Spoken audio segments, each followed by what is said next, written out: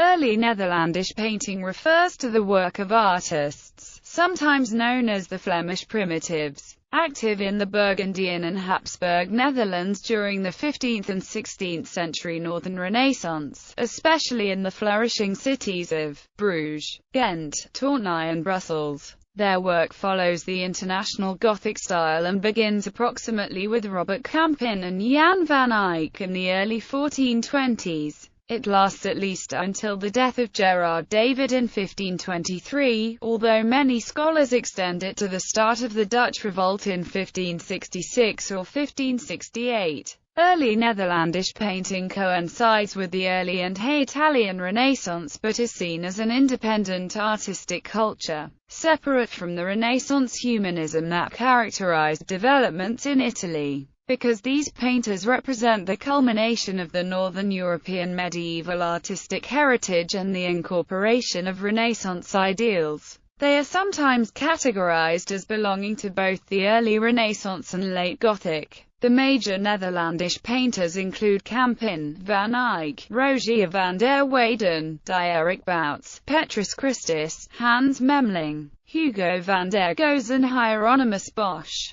They made significant advances in natural representation and illusionism, and their work typically features complex iconography. Their subjects are usually religious scenes or small portraits, with narrative painting or mythological subjects being relatively rare. Landscape is often richly described but relegated as a background detail before the early 16th century. The painted works are generally oil on panel, either as single works or more complex portable or fixed altarpieces in the form of diptychs, triptychs or polyptychs. The period is also noted for its sculpture, tapestries, illuminated manuscripts, stained glass and carved retables. The first generations of artists were active during the height of Burgundian influence in Europe, when the Low Countries became the political and economic center of Northern Europe, noted for its crafts and luxury goods. Assisted by the workshop system, panels and a variety of crafts were sold to foreign princes or merchants through private engagement or market stalls. A majority of these works were destroyed during waves of iconoclasm in the 16th and 17th centuries. Today only a few thousand examples survive. Early Northern art in general was not well regarded from the early 17th to the mid-19th century, and the painters and their works were not well documented until the mid-19th century. Art historians spent almost another century determining attributions, studying iconography, and establishing bare outlines of even the major artists' lives. Attribution of some of the most significant works is still debated. Terminology and scope. The term, early Netherlandish art, applies broadly to painters active during the 15th and 16th centuries in the northern European areas controlled by the Dukes of Burgundy and later the Habsburg dynasty. These artists became an early driving force behind the Northern Renaissance and the move away from the Gothic style. In this political and art historical context, the North follows the Burgundian lands which straddled areas that encompass parts of modern France, Germany, Belgium and the Netherlands. The Netherlandish artists have been known by a variety of terms. Late Gothic is an early designation which emphasizes continuity with the art of the Middle Ages. In the early 20th century, the artists were variously referred to in English as the Ghent Bruges School, or the Old Netherlandish School. Flemish primitives is a traditional art historical term borrowed from the French that became popular after 1902 and remains in use today, especially in Dutch and German. In this context, primitive does not refer to a perceived lack of sophistication, but rather identifies the artists as originators of a new tradition in painting. Erwin Panofsky preferred the term Ars Nova, which linked the movement with innovative composers of music such as Guillaume Dufay and Gilles Binchois, who were favored by the Burgundian court over artists attached to the lavish French court. When the Burgundian dukes established centers of power in the Netherlands, they brought with them a more cosmopolitan outlook. According to Otto Pacht, a simultaneous shift in art began sometime between 1406 and 1420 when a revolution took place in painting. A new beauty in art emerged, one that depicted the visible rather than the metaphysical world. In the 19th century, the early Netherlandish artists were classified by nationality, with Jean van Eyck identified as German and van der Weyden as French. Scholars were at times preoccupied as to whether the school's genesis was in France or Germany. These arguments and distinctions dissipated after World War I, and following the leads of Friedlander, Panofsky, and Pacht. English-language scholars now almost universally describe the period as early Netherlandish painting, although many art historians view the Flemish term as more correct. In the 14th century, as Gothic art gave way to the International Gothic era, a number of schools developed in Northern Europe. Early Netherlandish art originated in French courtly art, and is especially tied to the tradition and conventions of illuminated manuscripts. Modern art historians see the era as beginning with 14th-century manuscript illuminators. They were followed by panel painters such as Melchior Brodelam and Robert Campin. The latter generally considered the first early Netherlandish master, under whom van der Weyden served his apprenticeship. Illumination reached a peak in the region in the decades after 1400, mainly due to the patronage of Burgundian and House of Valois-Anjou dukes such as Philip the Bold, Louis I of Anjou and Jean, Duke of Berry. This patronage continued in the Low Countries with the Burgundian dukes, Philip the Good and his son Charles the Bold. The demand for illuminated manuscripts declined towards the end of the century, perhaps because of the costly production process in comparison to panel painting. Yet illumination remained popular at the luxury end of the market, and prints, both engravings and woodcuts, found a new mass market, especially those by artists such as Martin Schongauer and Albrecht Dürer. Following Van Eyck's innovations, the first generation of Netherlandish painters emphasized light and shadow, elements usually absent from 14th-century illuminated manuscripts. Biblical scenes were depicted with more naturalism, which made their content more accessible to viewers, while individual portraits became more evocative and alive. Johannes van Eyck said that art of the era was meant to be fully integrated with daily routine, to fill with beauty the devotional life in a world closely tied to the liturgy and sacraments. After about 1500, a number of factors turned against the pervasive northern style, not least the rise of Italian art, whose commercial appeal began to rival Netherlandish art by 1510, and overtook it some 10 years later. Two events symbolically and historically reflect this shift: the transporting of a marble Madonna and Child by Michelangelo to Bruges in 1506, and the arrival of Raphael's tapestry cartoons to Brussels in 1517, which were widely seen while in the city. Although the influence of Italian art was soon widespread across the north, it in turn had drawn on the 15th-century northern painters, with Michelangelo's Madonna based on a type developed by Hans Memling. Netherlandish painting ends in the narrowest sense with the death of Gerard David in 1523. The style of these painters is often dramatically at odds with that of the first generation of artists. In the early 16th century, artists began to explore illusionistic depictions of three dimensions. The painting of the early 16th century can be seen as leading directly from the artistic innovations and iconography of the previous century, with some painters following the traditional and established formats and symbolism of the previous century, continuing to produce copies of previously painted works. Others came under the influence of Renaissance humanism, turning towards secular narrative cycles, as biblical imagery was blended with mythological themes. A full break from the mid-15th century style and subject matter was not seen until the development of Northern Mannerism around 1590.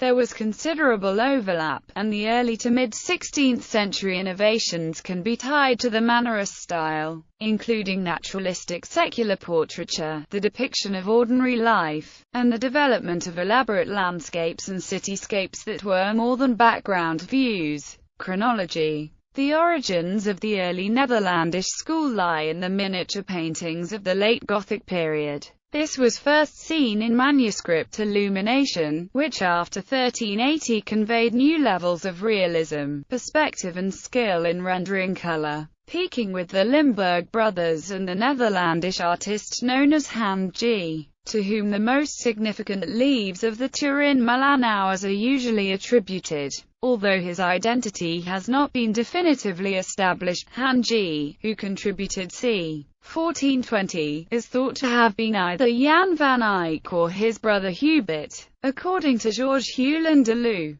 Jan G's contributions to the Turin Milan hours constitute the most marvelous group of paintings that have ever decorated any book, and, for their period, the most astounding work known to the history of art. Jean van Eyck's use of oil as a medium was a significant development, allowing artists far greater manipulation of paint. The 16th-century art historian Giorgio Vasari claimed Van Eyck invented the use of oil paint, a claim that, while exaggerated, indicates the extent to which Van Eyck helped disseminate the technique. Van Eyck employed a new level of virtuosity, mainly from taking advantage of the fact that oil dries so slowly. This gave him more time and more scope for blending and mixing layers of different pigments, and his technique was quickly adopted and refined by both Robert Campin and Rogier van der Weyden. These three artists are considered the first rank and most influential of the early generation of early Netherlandish painters. Their influence was felt across northern Europe, from Bohemia and Poland in the east to Austria and Swabia in the south. A number of artists traditionally associated with the movement had origins that were neither Dutch nor Flemish in the modern sense. Van der Weyden was born Roger de la Pasture in Tournai. The German Hans Memling and the Estonian Michael Sittal both worked in the Netherlands in a fully Netherlandish style. Simon Marmion is often regarded as an early Netherlandish painter because he came from Amiens, an area intermittently ruled by the Burgundian court between 1435 and 1471. The Burgundian duchy was at its peak influence, and the innovations made by the Netherlandish painters were soon recognized across the continent. By the time of Van Eyck's death, his paintings were sought by wealthy patrons across Europe. Copies of his works were widely circulated, a fact that greatly contributed to the spread of the Netherlandish style to Central and Southern Europe.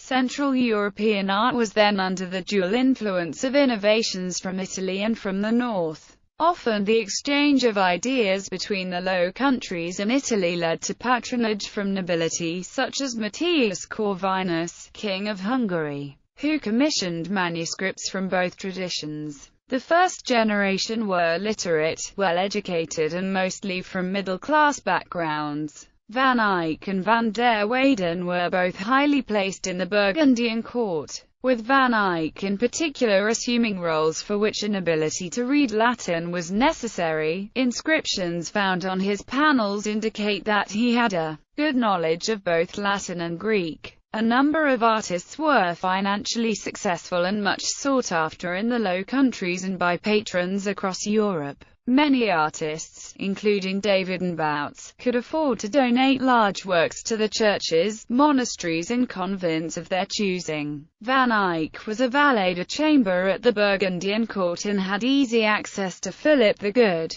Van der Weyden was a prudent investor in stocks and property. Bouts was commercially minded and married the heiress Catherine Metengelde. Branca van der Stokt invested in land. The early Netherlandish master's influence reached artists such as Stefan Lochner and the painter known as the Master of the Life of the Virgin, both of whom, working in mid-15th century Cologne, drew inspiration from imported works by van der Weyden and Bouts. New and distinctive painterly culture sprang up. Ulm, Nuremberg, Vienna and Munich were the most important artistic centers in the Holy Roman Empire at the start of the 16th century. There was a rise in demand for printmaking and other innovations borrowed from France and southern Italy. Some 16th-century painters borrowed heavily from the previous century's techniques and styles. Even progressive artists such as Jan Gosset made copies, such as his reworking of Van Eyck's Madonna in the church.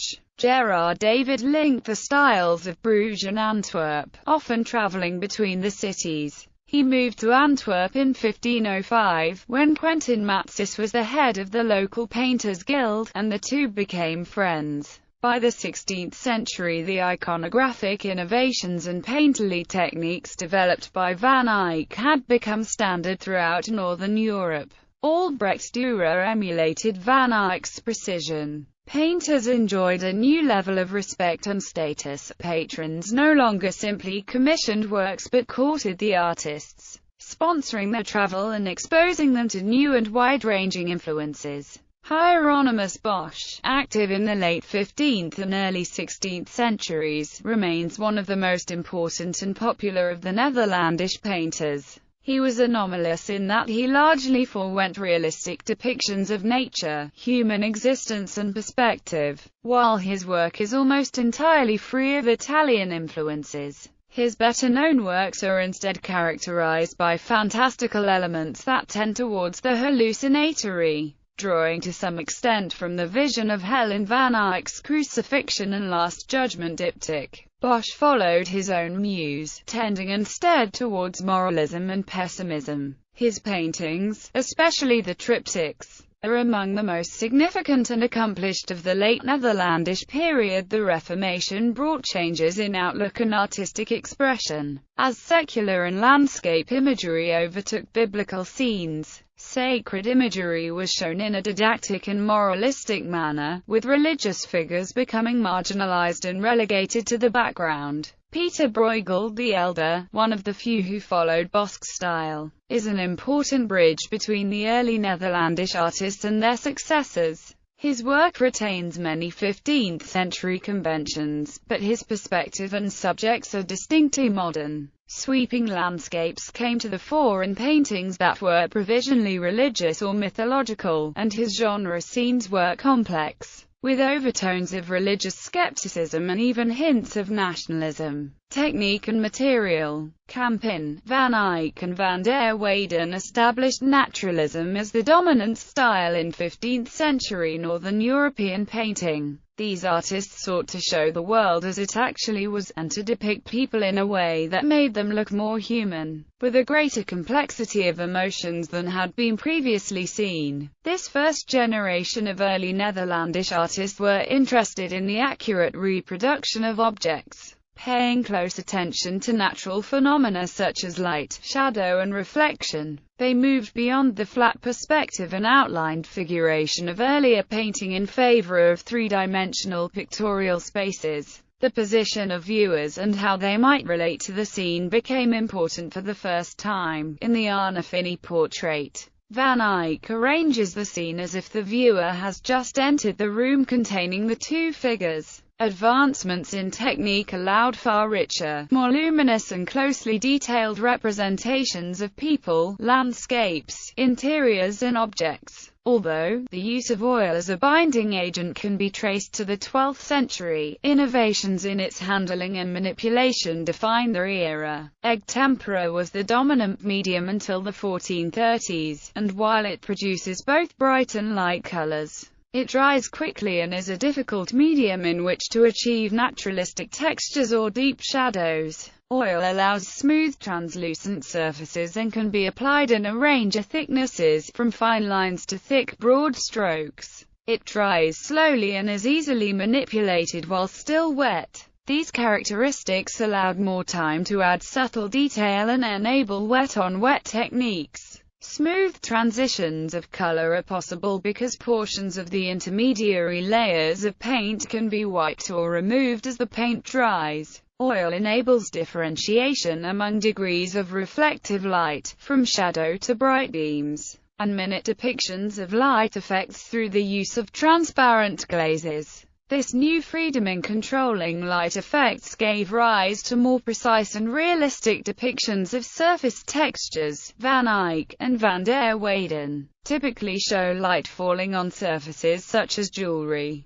wooden floors, textiles and household objects. The paintings were most often painted on wood, but sometimes on the less expensive canvas. The wood was usually oak, often imported from the Baltic region, with the preference for radially cut boards which are less likely to warp. Typically the sap was removed and the board well seasoned before use. Wood supports allow for dendrochronological dating, and the particular use of Baltic oak gives clues as to the artist's location. The panels generally show very high degrees of craftsmanship. Lorne Campbell notes that most are beautifully made and finished objects. It can be extremely difficult to find the joins. Many paintings' frames were altered, repainted or gilded in the 18th and early 19th centuries, when it was common practice to break apart hinged Netherlandish pieces so they could be sold as genre pieces. Many surviving panels are painted on both sides or with the reverse bearing family emblems, crests or ancillary outline sketches. In the case of single panels, the markings on the reverse are often wholly unrelated to the obverse and may be later additions, or, as Campbell speculates, done for the artist's amusement. Painting each side of a panel was practical since it prevented the wood from warping. Usually the frames of hinged works were constructed before the individual panels were worked on. Glue binder was often used as an inexpensive alternative to oil. Many works using this medium were produced, but few survive today because of the delicateness of the linen cloth and the solubility of the hide glue, from which the binder was derived. Well known and relatively well preserved, though substantially damaged, examples include Matsus of Virgin and Child with Saints Barbara and Catherine, and Bout's Entombment. The paint was generally applied with brushes or sometimes with thin sticks or brush handles. The artists often softened the contours of shadows with their fingers, at times to blot or reduce the glaze.